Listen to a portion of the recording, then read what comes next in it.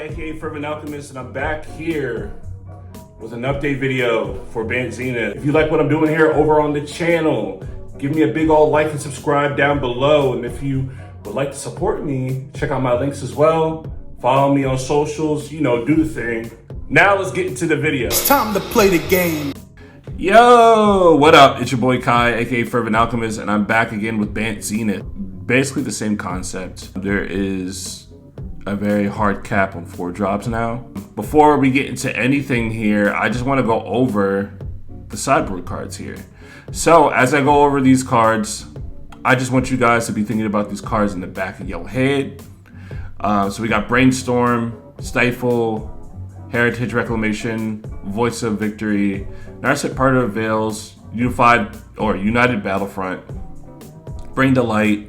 These are all the cards that are in my CDH sideboard. These cards are potentially going to make their way into the deck, but I don't know what to cut yet. So I'm going to leave it up to you guys in the comments below. Just drop it down what card you think should go in after I go over the list, or if you get an inkling of suspicion that one of these cards is amazing in the deck, just drop it below, and then maybe I'll make a change. I'm going to make a change probably.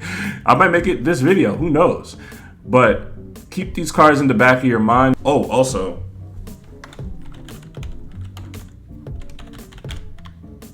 wait, wrong card. This ain't it, Chief. Okay, so I might want Snapcaster Mage in the deck. Yeah, I think Snapcaster Mage is pretty cool. Then I can retrace the Snapcaster Mage and maybe cast a United Battlefront, or like the Brainstorm, or the Bring the Light, or something like that, or like Heritage Reclamation. These are things I could do. So Snapcaster Mage is a nice flex spot for the deck. So let's get into the deck as it is right now. I'm not gonna go over all the stuff that I went over before.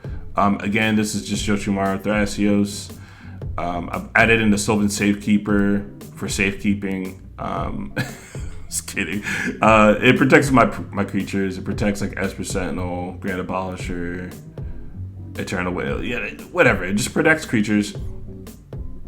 Initially, like I said before in the first video, that it was a little difficult to find basics in the deck. So what I did was I found a loophole. I just started fetching for the basics. And then once I got the basic, then I would go find Sylvan Safekeeper because that was easier to find. And I would just sack the basic to protect a creature, and then boom, the basic's in the graveyard. Super easy. You just find another avenue to find a basic, and the deck's been running great off of that. Devoted Druid's still there. Volatile Stormdrake, this one is staying. As you see, I got a foil copy. Maybe I might throw the actual copy that I got. It's a foil Japanese card. and if you've met me in person, you know I fuck with foil Japanese cards. And also shout out to I believe, like, I think Lamora's card. They had like they were making proxies of certain cards in foil Japanese, and I was like, yo, this is gas. Shout out to Lamora's cards for that. That's insane. Maybe at them on like Blue Sky or like Twitter and ask them to show you their foil Japanese proxies or whatever. Sick. Enduring Vitality stayed. I thought about cutting it, but it's cool, you know. It's all right. It's still in my side eye, thinking about putting it on the chopping block, but it's still pretty decent. I cut the Displacer Kitten. If you caught a glimpse of the Displacer Kitten in the last video, it's no longer there. Combo. So the only combo that you get, the 1-card combo you can get in this deck is with Nature's Rhythm. So you're gonna need 4 colorless. Actually, let me just read off Nature's Rhythm. Nature's Rhythm is an X green sorcery.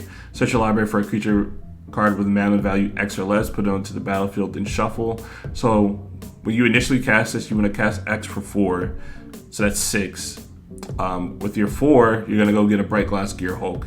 Bright Glass Gearhulk can also pick up Lion's Eye Diamond, Lotus Petal, and that's gonna be your 4 green. So when you cast it again from the graveyard for the Harmonized cost, you're gonna have your 4 green right there.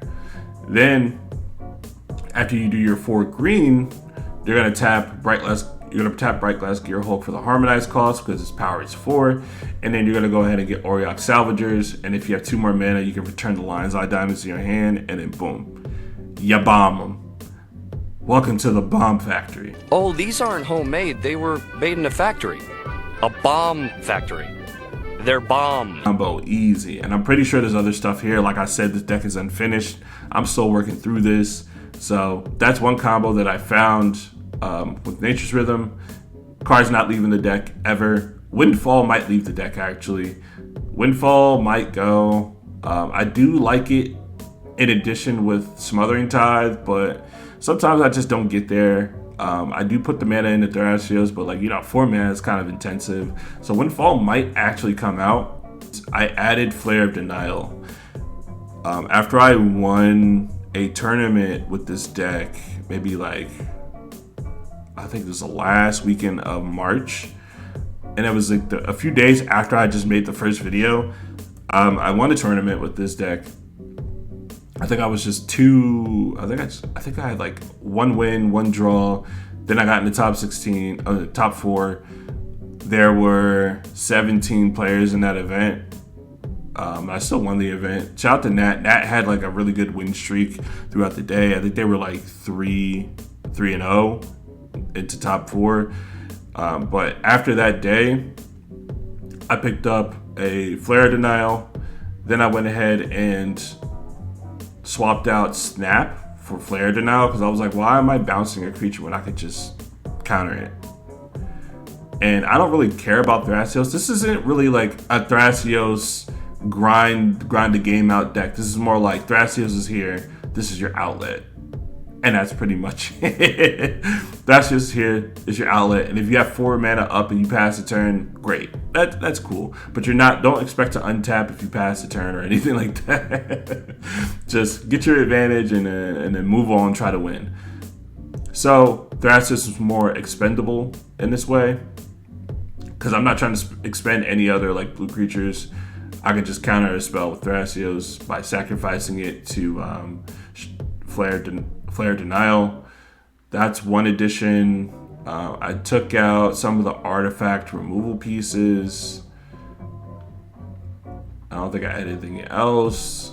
Yeah, it's pretty much the same as for the non-land spells. I just reduced everything down to just being about artifacts and creatures. And then as for the lands, this is where the bigger change happened. I added in the Ancient Den because Bright Glass can sometimes pick up artifacts. So I've added in the Ancient Den. It turns on Mox Amber. And if I need to, I can activate Auriok Salvagers and put it back in my hand. I don't know, man, but I think Ancient Den is pretty sick. White's just a tertiary color. I don't have a basic plains in the deck, but I think this is equivalent to it. Any other lands? Emergent Zone's staying. I just realized that I can win more often with Emergent Zone. Who would have thought? I did take out a Polluted Delta and I added in a Teleria West. I literally added this in maybe Monday. It's Friday now. And I just added this card in. So the idea with Teleria West is just to attack with 6 and then put this card into my hand and then transmute it, go get Lion's Eye Diamond, and then maybe get into a combo there. Or if I just have it, then I can transmute it, go get a Gaia's Cradle, put it into play.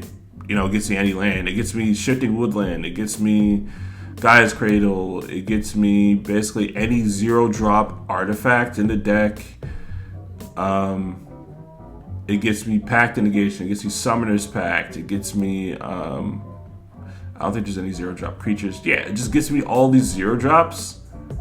And I think it's really cool. It also gets me a Beseiju if I want to remove something.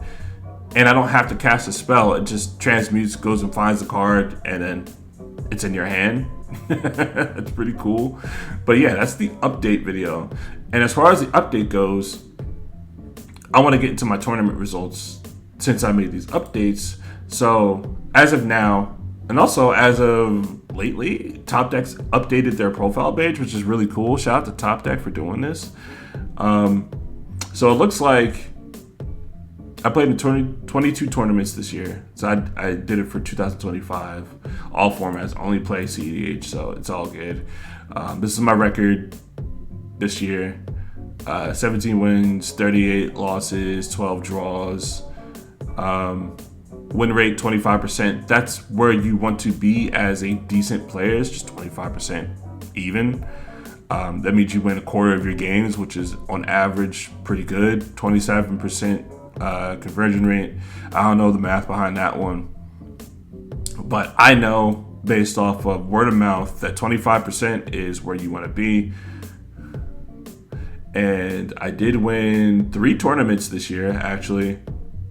I think 3 tournaments? Yeah, well, no, I won 4 tournaments. 1 on Osgear. Shout out to Osgear. And I won 3 other ones on Bant Cedh. So they added in on top deck, I believe, the way that I'm deciphering this, green is the how much you've won. On average, how much you've won. So if your whole thing is red, that means you just straight up lost. your record sucks. 0-3, 0-1. Your record sucks if it's straight up red. Now, if your record's green, it means you won a game or 2. All green, you won the whole tournament and went undefeated. So, this is one thing I want to mention. So, I've come up with a theory. So, I've been playing in these tournaments just for practice on every Monday, as you can see here. Top Tier Bangers Money Mondays, number 30, whatever. So, they started doing this at the beginning of the year, or maybe like, I don't know. I don't know how many I've been in, but they started doing this a really long time ago, where they would do 16-player tournaments, single elimination. So now my theory is, do you think a deck is better or a person is more skilled because they win multiple games in a row? Or do you think they're skilled because they won the whole tournament? I'm going to say this one more time. Do you think a person or a deck is better or more skilled because they won multiple games in a row or because they won the whole tournament? So what it comes down to is winning the games that matter, or only winning the games that matter. So if you play in a tournament, it's it's like a 7-round tournament or like a 5-round tournament with cut the top 16 or cut the top 10, and you win 3 out of 5 games or like 2 out of 5 games, that gets you your spot in the top 16 or top 10, right? Then you move on from there, and now you're in top 16. So the 16-player tournaments that I've been playing in are basically like top 16 simulators. So they're untimed, and you have to win that game or you're eliminated. And then you go on to the finals, and then you have to win that game or you're eliminated. You know what I mean? Like there's no way for you to be like, can we draw here? Because one, they're untimed.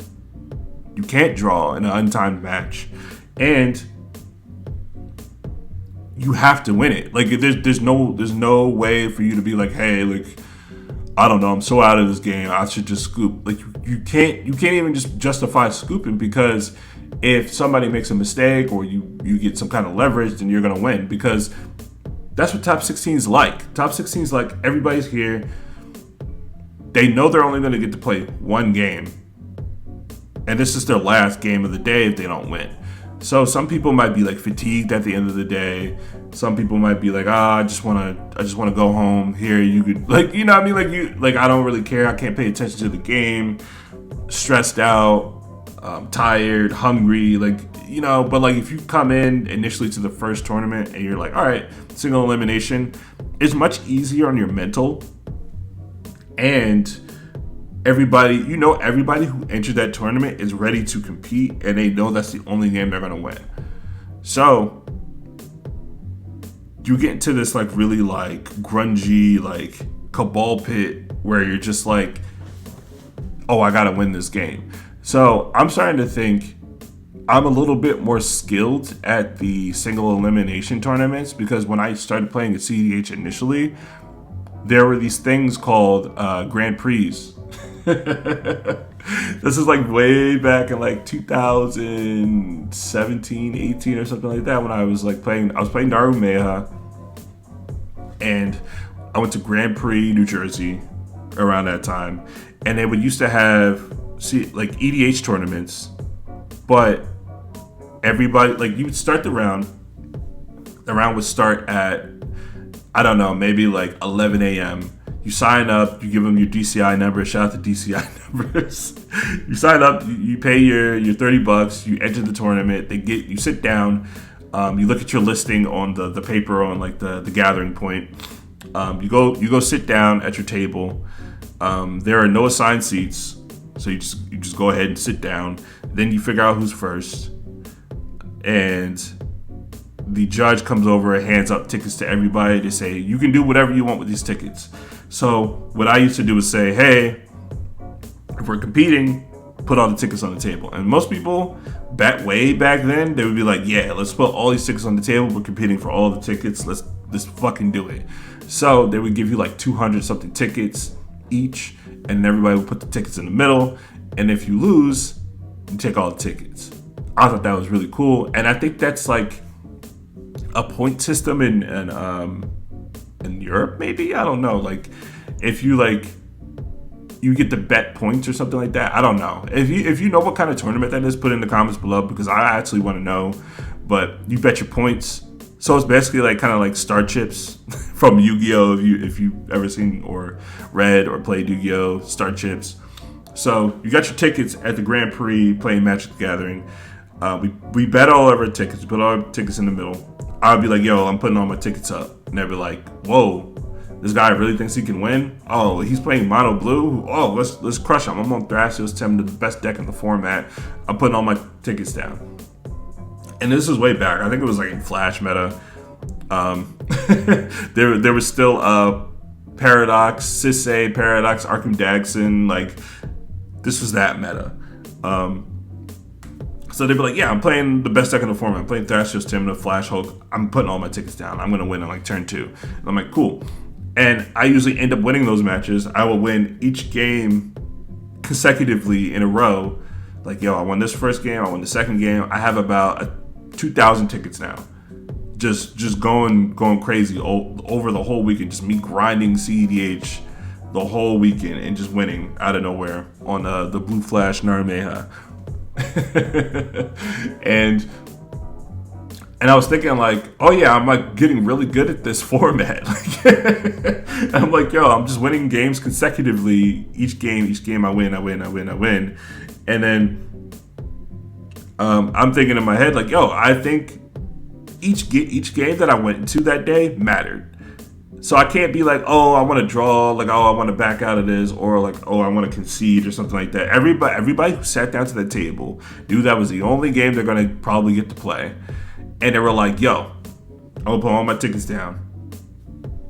And I'm gonna try to win this tournament. And I was like, great. let's compete. You know what I mean? Like, let's compete. Let's winner takes all, you know? And I did winner takes all so many times, so I was like, you know what? I think I'm actually pretty good at this, you know? Playing with unknown people, sitting down and just running away with the game and trying to win.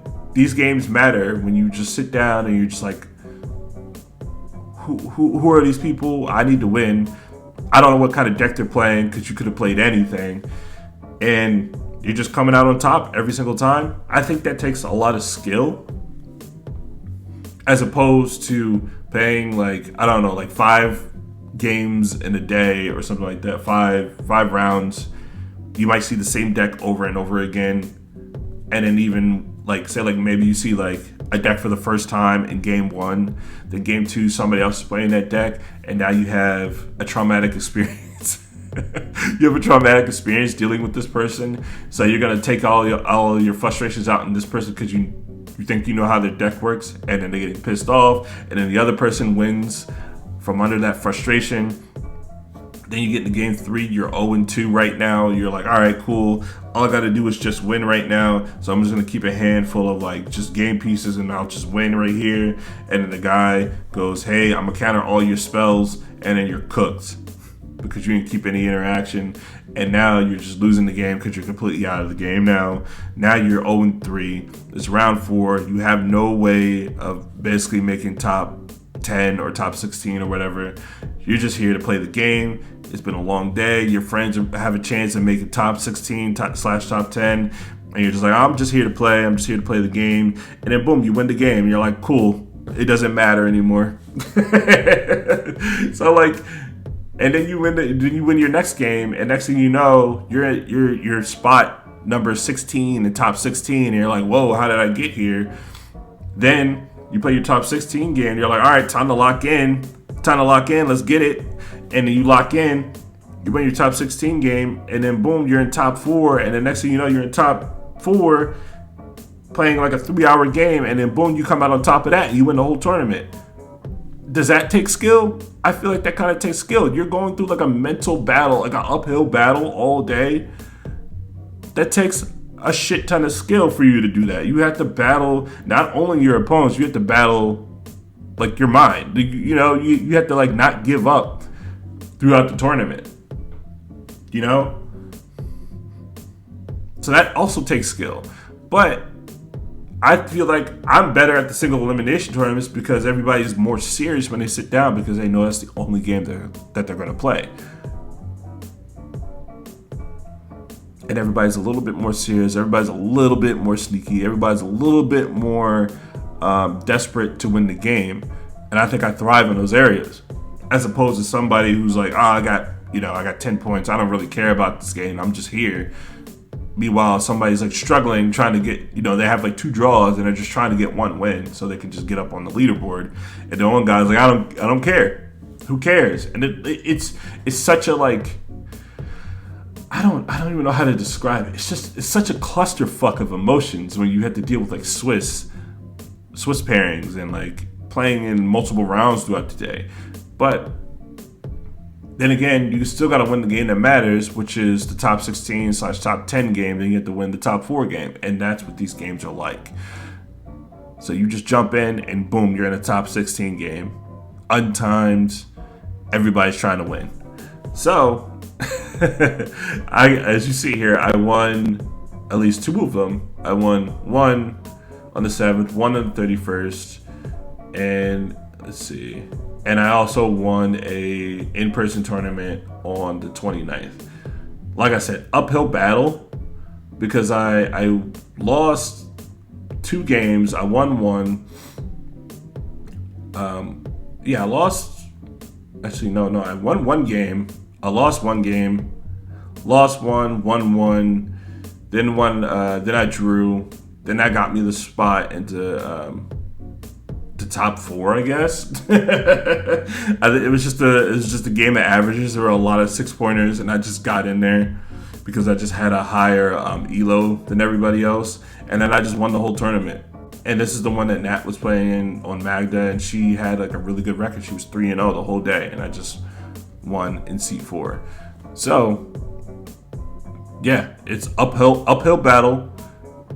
Jumped right in the top 16 and won 2 games in a row for 2 tournaments, back to back, week to week. That's crazy. I think that's pretty wild, right? And then that's basically what I've been doing with this deck. I've been winning tournaments with this deck. But I don't know. I don't know what is more skilled. You playing in a Swiss tournament with 5 rounds in a day, or 5 to 7 rounds in a day, or just winning games back to back in a single elimination tournament. What is it? What's more skill intensive? Oh yeah, it was a little short update video. I went over some of the stuff that I learned in this deck. All the cards are great. I think I'm really solid here. And as I said again, help me figure out what cards need to go in and out of the deck. Take a look at the list. It's in the Mox field below in the description. And I got 8 cards here in my sideboard. Let me know which ones should go into the deck. And I'll catch you later in the next one. Peace.